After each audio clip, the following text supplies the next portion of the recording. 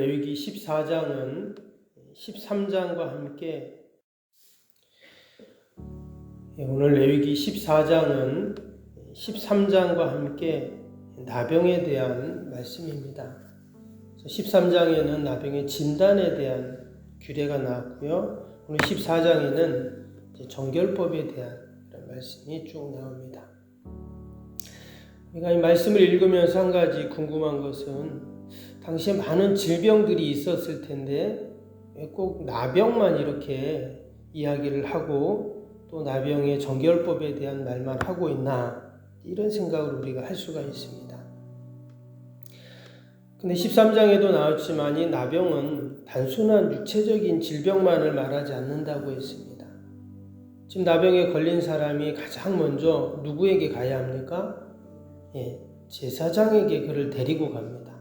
아니면 본인이 제사장에게 가야 합니다. 당연히 병에 걸렸으면 의사를 찾아가는 것이 마땅한데 의사가 아니라 제사장을 찾아갑니다. 당연히 제사장은 의사가 아니죠. 그리고 의사에게 가서 처방을 받고 또 진단을 받고 처방을 받아야 되는데 지금 이 나병에 걸린 사람은 병원이 아니라 성소로 뛰어간다는 거죠. 왜? 제사장이 성소에 있기 때문에 이 나병은 육체적인 질병도 있지만 영적인 것과 관련이 있다는 것을 먼저 생각을 합니다. 그래서 제사장은 그가 나병에 걸렸는가를 확인을 한다고 했죠. 그래서 나병이 아니더라도 일단 제사장에게 온 그 환자는 7일 동안 그를 그렇게 격리를 시켰습니다. 그리고 나서 다시금 확인을 해서 병이 들었든 안 들었든 또다시 7일을 또 격리를 시키잖아요. 무려 14일 동안 이 사람이 나병에 걸렸든 안 걸렸든 일단 제사장이 오면 14일을 격리가 됩니다.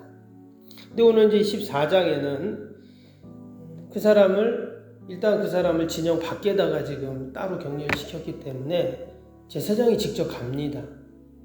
그 진영 밖으로 가서 지금 그 사람을 이제 체크를 하는 것이죠. 과연 환부가 나아졌나 안 나아졌나, 진짜 이 사람이 나병 환자인가 아니면 단순한 피부병 환자인가를 다시 한번 확인을 하고, 그 다음에 이 사람이 나병이 아니다라고 하면 정결 예식을 취하는 내용이 오늘 14장에 나옵니다.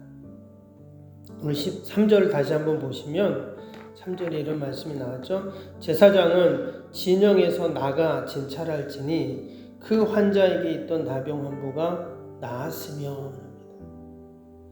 지금 성소는 가장 중심에 있잖아요. 그리고는 쭉 이제 텐트를 쳤는데 진영 밖에까지 한참 멉니다. 근데 이 제사장은 늘 진영 밖에 가서 그 격리된 나병 환자를 체크를 해야 됩니다. 그 다음에 체크를 한 다음에 이 사람이 괜찮아진 것 같다, 나병이 아닌 것 같다, 이러면 어떻게 한다고요? 정결 예식을 행하게 되는데요. 그 정결 예식은 이렇습니다. 이제 4절부터 그 내용이 나오는데, 그 정해야 되는 사람을 위해서 정결한 새 2마리와 백향목과 홍색실과 우슬초를 가져오게 합니다.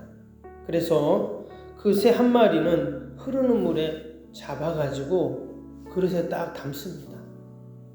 그리고는 어떻게 한다고요? 백향목, 홍색실, 우슬초를 그 아까 잡은 그 새의 피를 받았잖아요. 그릇에. 그 피에 다른 새 1마리와 함께 찍어가지고 7번을 뿌린다 했습니다. 그리고는 그 살아있는 새는 어떻게 한다고요? 들에 놓아준다. 이렇게 지금 말씀에 나오고 있어요. 그럼 우리가 한번 상상을 해보면 새를 잡아가지고 그릇에 담았습니다. 당연히 그 새 피가 나오겠죠. 그 위에 그것을 갖다가 백향목, 우슬초, 또 홍색실과 다른 새를 이렇게 묶어서 같이 찍는 거예요. 그래서 피를 7번 이렇게 뿌립니다. 우리가 생각하기에 참 희한한 것도 다 하네, 이렇게 생각할 수 있는데 여러분 이렇게 한 다음에 그 조그만 새에다가 피를 7번을 찍었으니까 그 새는 피 범벅이 된 것이죠. 그리고는 그 새를 하늘로 날려보냅니다. 그러면 피 범벅이 된 새가 하늘로 날아가는 거예요. 그러면 그 나병에 걸렸던 사람이 정하게 된다 이러는 겁니다. 아마 그 모습이 조금 이해가 안 될 수도 있고 뭐 저렇게 한다고 나아지나 깨끗해지나 이렇게 생각을 할 수도 있어요. 그런데 지금 하나님이 이렇게 하라 이렇게 말씀했습니다. 근데 사실 이 백향목, 홍색시, 우술초 또 피를 뿌리는 이 모든 과정들은 하나하나 다 의미가 있습니다. 거기서 또 영적인 의미가 있고 또 우리에게 말씀하시는 그 내용이 있는데 뭐 이런 식으로 이제 하는 거예요.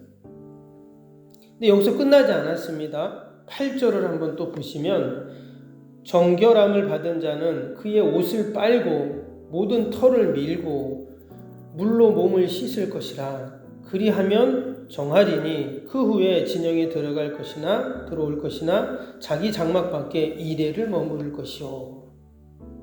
그렇게 새 피를 뿌린 다음에 옷을 빨고 털을 밀고 또 몸을 씻고 이렇게 한 다음에 다시 진영으로 들어온 것입니다. 근데 와서도 집에 못 가요. 뭐라고 했습니까? 장막 밖에 이래 7일을 또 있게 됩니다. 지금 정결 예식이 상당히 복잡하죠. 근데 이렇게 하면 이제 모든 게 끝나냐? 이제 끝나지도 않습니다. 지금 가족들은 다 기다리고 있을 텐데 집에 또 못 들어갔어요. 그리고 이어지는 9절을 보면 9절 한번 보시면 일곱째 날에 그는 모든 털을 밀되 머리털과 수염과 눈썹을 다 밀고 그의 옷을 빨고 몸을 물에 씻을 것이라. 그리하면 정하리라. 아까 지금 그 오기 전에 털을 다 밀었잖아요. 다 씻고 옷도 빨았는데 7일 동안 집 밖에 있으면서 7일째 된 날 또다시 씻고 털을 깎고 이렇게 옷을 빨고 또 다시 해야 돼요. 그래야 지금 정하리라 이렇게 말했습니다. 이렇게 정결 예식이 다 끝나고 나면 8째 날 8일째 되는 날 이제 제사를 지냅니다. 그러니까 아직 이 사람이 정해진 게 아니에요. 그래서 8일째 되는 날 10절에 나오죠. 보시면 그는 흠없는 어린 순양 2마리와 1년 된 흠없는 어린 암양 1마리와 또 고운 가루 10분의 3 에바에 기름 섞은 소재물과 기름 한 녹을 취할 것이요. 지금 양을 몇 마리 가져옵니까? 3마리나 가져와야 돼요. 그래서 지금 이 나병으로부터 정함을 받으려고 하는 사람을 위한 제사를 드리게 됩니다. 뒤에 보면 또 가난한 사람을 위해서는 양 대신 소재물과 또 비둘기를 가져와서 제사를 드리게 했습니다. 이렇게 해서 한번 나병에 걸렸다가 정함을 받으려면 정결 예식과 이런 복잡한 제사법을 다 거쳐야 정함이 되는 것입니다. 이 사람을 치료하는 지금 그런 내용이 아닙니다. 치료하고는 상관없고 어떻게 치료했는지는 성경에 안 나와요. 본인이 치료를 했는지 스스로 낫는지 는 나오지 않는데 치료를 하든 안 하든 이 사람이 한번 나병에 걸렸다가 정상적인 삶을 살기 위해서는 이러한 정결 예식과 정결 법을 행해야 된다라는 것입니다. 중요한 것은 이 사람이 나병에서 낫든 안 낫든 그것을 결정하는 사람이 누구냐면 제사장이었어요. 이 사람이 아무리 병이 깨끗이 나아도 제사장이 당신 아직 정하지 않아 이렇게 말하면 집으로 못 옵니다. 여전히 그 격리되어서 진영 밖에서 혼자 살아야 돼요. 우리가 지난번에 제사장에 대한 말씀을 잠깐 드렸는데 이 지금 제사장은 여러 가지 복합적인 의미가 있습니다. 때로는 이스라엘 백성들을 대표하기도 하고 때로는 하나님과 사람 사이의 중보자 역할을 하죠. 또 때로는 하나님의 대표성을 갖는 또 그런 상징적인 의미로서 또 제사장입니다. 그래서 이 제사장의 말이 당시에는 상당히 중요했어요. 지금 한 사람의 인생이 결정되잖아요. 정했다, 안 정했다를 이야기해주고 또 그 사람이 정할 수 있는 모든 과정을 다 제사장이 없으면 못합니다. 우리가 여기서 깨닫는 것이 있습니다. 그래서 뭐냐면 지금 이 사람을 정하다, 안 정하다라고 하는 것은 부정하다, 안 부정하다라고 말하는 것은 죄로부터의 자유와 구속을 의미하거든요. 여러분, 우리가 죄로부터 어떻게 자유할 수 있습니까? 오직 예수 그리스도를 통해서만 우리는 자유함을 얻게 됩니다. 주님의 십자가 보혈이 아니면 우리는 결코 죄사함을 받을 수 없다 했어요. 사도행전 4장 12절에 보면 천하인간이 구원을 얻을 만한 다른 이름을 우리에게 주신 일이 없다 했죠. 오직 우리는 예수 그리스도를 통해서만 죄사함을 받고 구원받고 자유함을 누리게 되는 줄로 믿습니다. 당시에 이 나병 환자가 모든 병이 나아서 정결 예식이 끝나고 그 다음에 제사장이 이제 당신은 정합니다 딱 말했을 때 어땠을까요? 아마 이 사람이 제사장 앞에 막 코가 땅에 닿도록 아마 절을 하고 감사합니다 감사합니다 하고 그러고 집에 갔을 겁니다. 우리도 마찬가지죠. 영원히 죄로 말미암아 죽을 수밖에 없었던 우리들이, 영적인 나병에 걸렸던 우리들이 예수님을 통해서 우리의 모든 그 환부가 깨끗하게 도려지고 우리가 나음을 받았는데 이제는 우리가 더 이상 그 죄 가운데 거하지 않고 이제 하나님의 자녀로 이 땅에서 복된 삶을 날마다 그 하늘 은혜를 누리면서 살게 되었는데 우리가 하나님 앞에 늘 감사로 우리가 살아야 하는 줄로 믿습니다. 내가 지금 어떤 형편에 있든 이미 하나님은 나를 정하다 말씀하셨고 우리가 그 주님의 십자가 보혈을 의지하는 그 순간순간 우리는 늘 구원의 은총 가운데 사는 줄로 믿습니다. 우리가 나병 환자의 그 정함의 모습들을 보면서 우리를 깨끗게 하신 그 주님의 은혜를 기억해야 할 줄로 믿습니다. 그 다음에 이 정결을 인정받기 위해서 반드시 해야 되는 게 있는데 그게 뭐냐면 예물을 가지고 하나님께 나아가야 된다는 겁니다. 지금 가난한 사람도 자신의 형편에 맞게 예물을 가지고 나아가야 합니다. 그 재물을 가지고 나아가야 돼요. 그냥 가는 법은 없습니다. 즉 우리가 하나님의 그 은혜를 입는데 우리가 그 은혜를 입는 그 방법은 오직 주님의 십자가 보혈밖에 없다는 것을 말하는 거예요.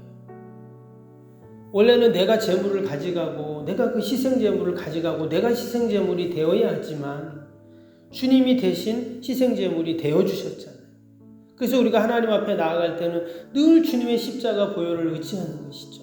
십자가 붙잡고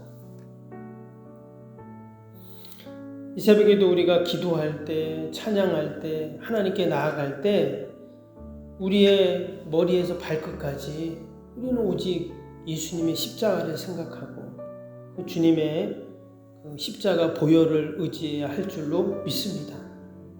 마치 그 우슬초와 홍색실과 백향목과 그 새를 그 죽은 새 피에 찍어가지고 7번을 뿌리는 것처럼 주님의 십자가의 보혈이 우리에게 뿌려지고 흘러가서 우리가 이처럼 영적인 나병으로부터 깨끗하게 씻음을 받았는 줄로 믿습니다. 마지막으로 10절부터 20절까지 쭉 보면 제사에 대한 내용이 나온다 했죠. 그래서 보면 속건제, 속제제, 번제, 소제 온갖 제사를 다 드립니다. 왜 이처럼 제사를 드리냐? 지금 제사는 하나님을 만나는 것이죠. 하나님을 만나고 하나님과 교제하는 것인데 이 지금 나병의 환자가 정결함을 받기 위해서 이 모든 제사가 다 드려져야 됩니다. 지금 실제로 병은 다 나았어요.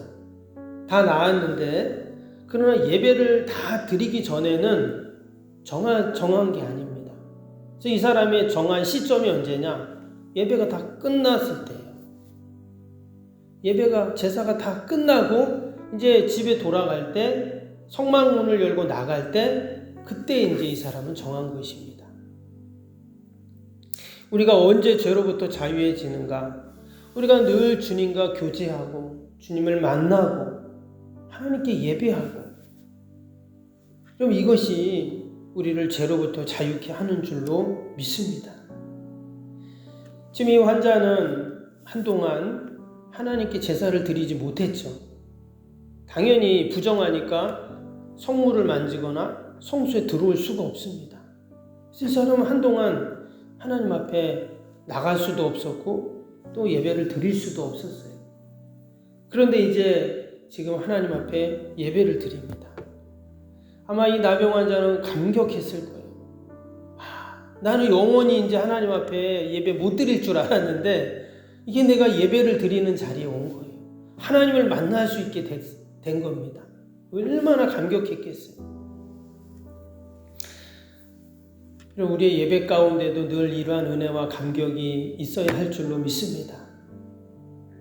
어제 예배 드렸으니까 오늘 예배 드리고, 지난번 예배 드렸으니까 또 오늘 예배 드리고, 이게 아니라 이 성소에서 하나님 앞에 예배 드렸던 이 나병 환자를 생각하면서, 나도 원래 영적인 나병 환자였는데 하나님으로부터 멀리 떨어진 진영 밖에서 그렇게 하나님을 만날 수 없는 자였는데, 제사장이 늘 수시로 와서 자신을 진찰하고 또 돌보고, 마치 하나님께서 나를 그렇게 진영 밖에 있는 나를 찾아오셔서 그렇게 나를 돌봐주시고 또다시 찾아오시고 하셔서 다시금 하나님 앞에 내가 나올 수 있는 은혜가 생겼다 하는 그 은혜를 늘 감사하고, 내가 하나님께 예배 드릴 수 있는 게 감사하고, 성전에 나올 수 있는 게 감사하고, 내가 기도하고 찬양할 수 있는 것이 너무 감사하고, 할렐루야.